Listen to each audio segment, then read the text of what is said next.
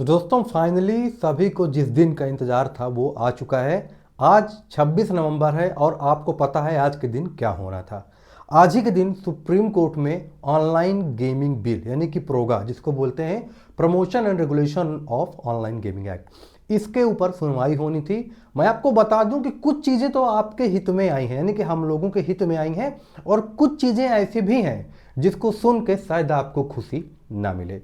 तो बिल्कुल भी जल्दीबाजी मत करिएगा, आराम से वीडियो को देखिए। मैं सब कुछ एक्सप्लेन कर दूंगा, क्या बातें हुई हैं, क्या बातें सामने आई हैं, और कुछ चीज़ें अभी भी क्या छुपी हुई हो सकती हैं, इसके बारे में भी हम बात करने वाले हैं।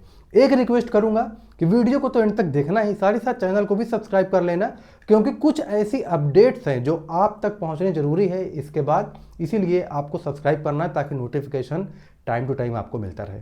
आइए वीडियो को शुरू करते हैं और बात करते हैं सबसे पहले कि क्या प्राइस पूल वापस आ गया है। साथ ही साथ बात करेंगे कि क्या मनी कॉन्टेस्ट पहले जितना रहेगा या तो गवर्नमेंट या सुप्रीम कोर्ट ने उनमें टैक्स लगा के उसको भी बढ़ा दिया है। कितनी टीम आप लोग लगा सकते हैं, टीम के साथ साथ वो कौन से ऐसी चीजें हैं जिसको आपको फॉलो करना पड़ेगा और कंपनी के स्टेक होल्डर्स को भी उसकी बात माननी पड़ेगी, इसके बारे में भी जानकारी देने वाले हैं।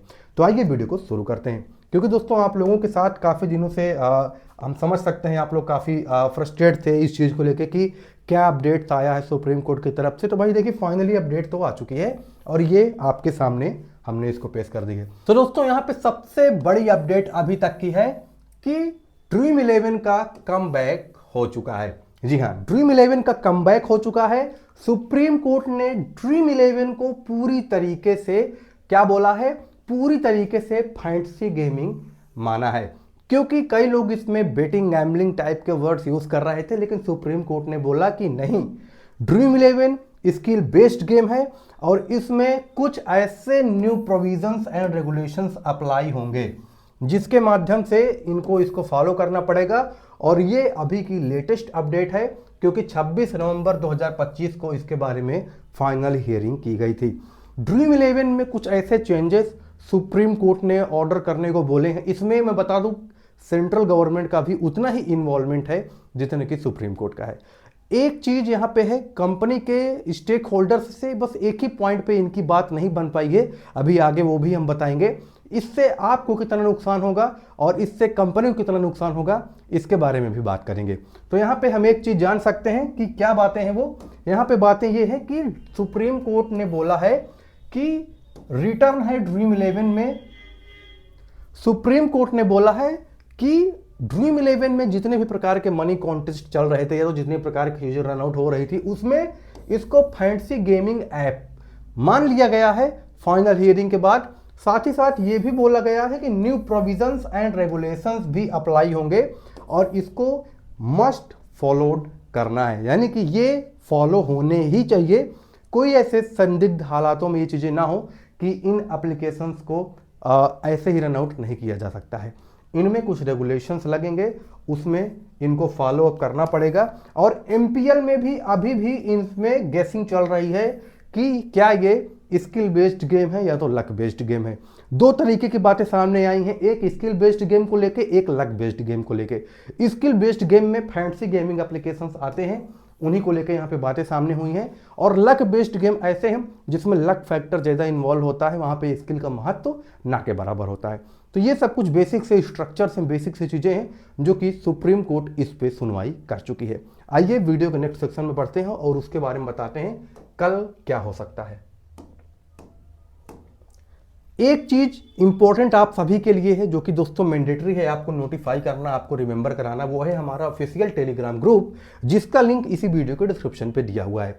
इसमें आपको best matches, tosses, predictions, fantasy teams और भी मल्टीपल तरीके से यहाँ पे आपको मदद मिलेगी। आप लोग देख सकते हैं टॉस के पहले ही हम लोग यहाँ पे टॉस के बारे में जानकारी दे देते हैं, मैच के पहले ही बता देते हैं कौन सी टीम मैच जीतने वाली है। और यहाँ पे हमारे जो मेंबर्स हैं ऑलरेडी अपनी मदद कर पा रहे हैं। मेरा मदद से आप लोग मतलब समझ सकते हैं मैं किस तरफ बात कर रहा हूँ। फैंटेसी से जो धमाल आप लोग पहले मचा पा रहे थे, हमारे जो टेलीग्राम के मेंबर्स हैं आज भी फैंटेसी जितना ही धमाल आज भी मचा पा रहे हैं, फैंटेसी बंद होने के बावजूद। तो यहाँ पे दोस्तों आपको करना क्या है, हमने एक अपने डिस्क्रिप्शन पे एक लिंक दी है ना, एक लिंक हमने यहाँ पे दी हुई है, लिंक के माध्यम से आप हमारे टेलीग्राम ग्रुप को ज्वाइन कर सकते हैं। आप लोग देख सकते हैं 12,500 से अधिक मेंबर जुड़ चुके हैं। अब आपकी बारी है। कहीं ऐसा ना हो कि आप वो लोग जुड़ गए हों और आप लोग अभी भी यहीं पे बैठे रह जाएं। तो किसी एक चीज़ का भरोसा मत करिए, किसी एक चीज़ के भरोसे मत रहिए और किसी एक डेट को इंतजार करते करते समय मत बिताइए। टेलीग्राम ग्रुप ज्वाइन कर लीजिए, वहाँ पे रुकिए। ऐसा नहीं कि ज्वाइन किया लेफ्ट कर गए, नहीं, उसमें समय दीजिए, महीना 1.5 महीना वहाँ पे अपना दीजिए, उसको समझिए। आप फिर आके कमेंट करेंगे कि सर इससे पहले आपने टेलीग्राम के बारे में क्यों नहीं बताया था। तो टेलीग्राम ज्वाइन करना मस्ट है, लिंक डिस्क्रिप्शन पे है। वीडियो में आगे बढ़ते हैं और बात करते हैं सुप्रीम कोर्ट की तरफ से क्या बातें बोली गई हैं और क्या फाइनल एडवाइजरी जारी होने वाली है। दोस्तों एक चीज आप लोग समझ के चलना है, जो संसद है उसको कानून बनाने का अधिकार क्यों है, इस पे आज के दिन बात हुई है। कहने का मतलब यह है कि जो संसद भवन है उसमें कानून बनाने का अधिकार क्यों है। तो यहां पे सरकार ने कहा है कि ऑनलाइन गेमिंग इंटरनेट पे, मोबाइल और डिजिटल टेक्नोलॉजी से जुड़ा हुआ है। भाई जाहिर सी बात है, ऑनलाइन गेमिंग कहाँ पे जुड़ा हुआ है? मोबाइल फ़ोन से, जिसमें आप वीडियो देख रहे हैं, लैपटॉप से, कंप्यूटर से जहाँ पे आप इस वीडियो को देख रहे हैं, या तो उसी के साथ साथ डिजिटल टेक्नोलॉजी जैसे कि कोई भी चीज़ हो गई, computer, laptop, TV, smart TV, है ना, इन सब जगह पे। तो ये पूरी तरीके से यहाँ पे क्या है, जुड़ा हुआ है। सीमा पार यानी कि बॉर्डर क्रॉस के बाद ऑपरेशंस होते हैं। ऑपरेशंस का मतलब यह है कि कई बार क्या होता है, मल्टीपल कंट्रीज के लोग आके यहाँ पे पार्टिसिपेट करते हैं या तो उनकी कुछ इन्वॉल्वमेंट होती है। यहाँ पे कई राज्यों के नियम अलग अलग हैं, जैसे कि उड़ीसा और भी जगह पे ड्रीम 11 ऑलरेडी बैन चल रहा था और वहाँ के कुछ अलग अलग प्रोहिबिशन है, कुछ अलग अलग नियम है, जिससे प्रॉब्लम क्या होती थी कि कानूनी भ्रम पैदा होता था। कानूनी भ्रम का मतलब यह है कि कोई भी स्थायी रूप से कोई कानून नहीं था, कोई एप्लीकेशन कुछ भी कर रहा था, कोई राज्य कुछ भी रूल लगा रही थी, तो इससे स्टेबिलिटी बिगड़ गई थी पूरी तरीके से। तो अब क्या हुआ है कि संसद में यानी कि यूनियन लिस्ट में एंट्री 31 और एंट्री 97 के तहत कानून बन सकता है। ठीक है, किसके तहत?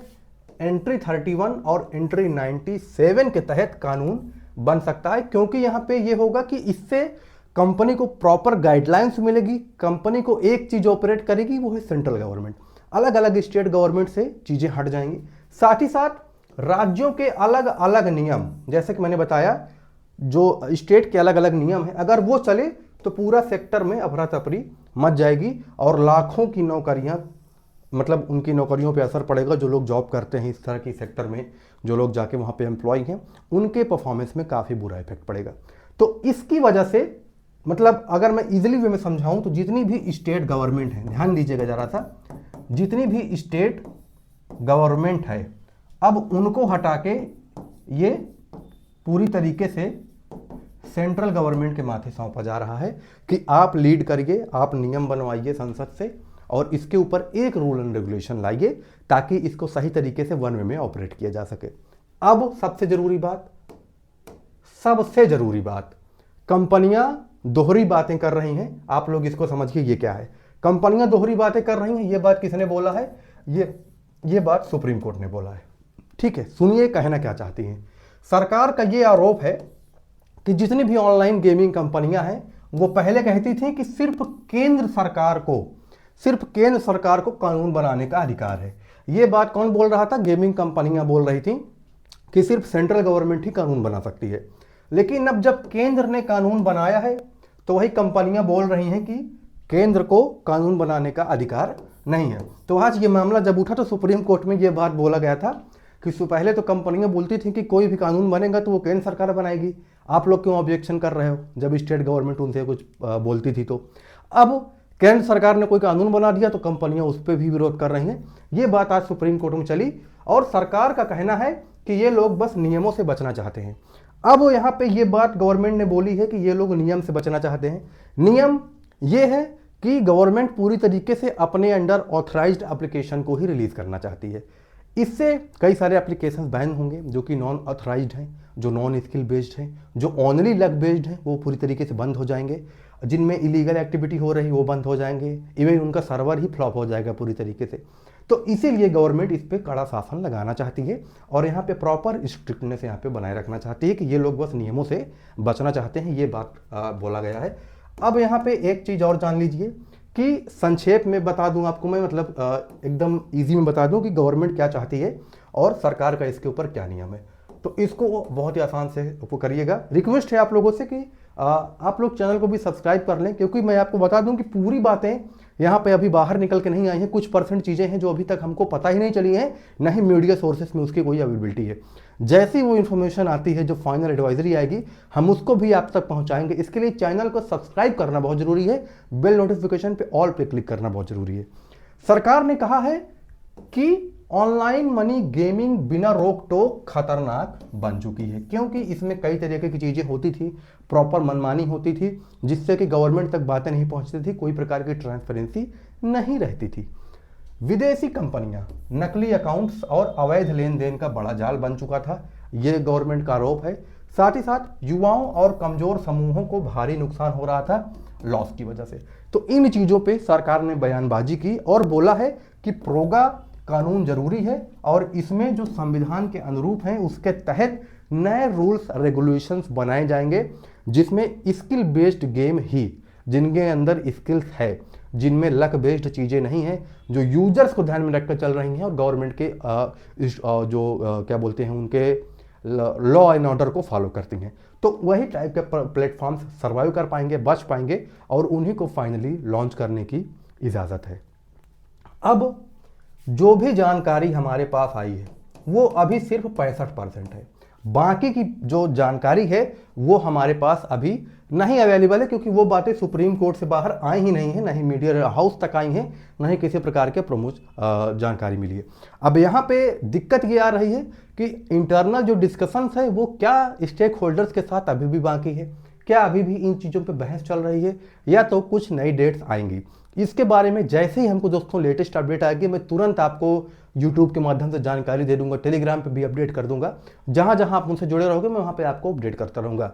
बाकी आप लोग इस पे अपनी राय दें कि इन चीज़ों को लेकर जो गवर्नमेंट कह रही है, क्या ये सही आरोप है, या तो इसमें कुछ चेंजेस होने चाहिए, या तो गवर्नमेंट टैक्स के लिए ये सब बोल रही है। आपका क्या ओपिनियन है, आप लोग कमेंट में जरूर बताएं। आपका कमेंट बहुत ही बेसब्री से इंतजार है हमको, और हम उसको पढ़ते हैं और उस पर अपनी प्रतिक्रिया भी देते हैं। उम्मीद करता हूं जानकारी अच्छी लगी होगी। टेलीग्राम से जरूर जुड़ जाएं। मिलते हैं नेक्स्ट वीडियो में, तब तक के लिए बहुत बहुत धन्यवाद।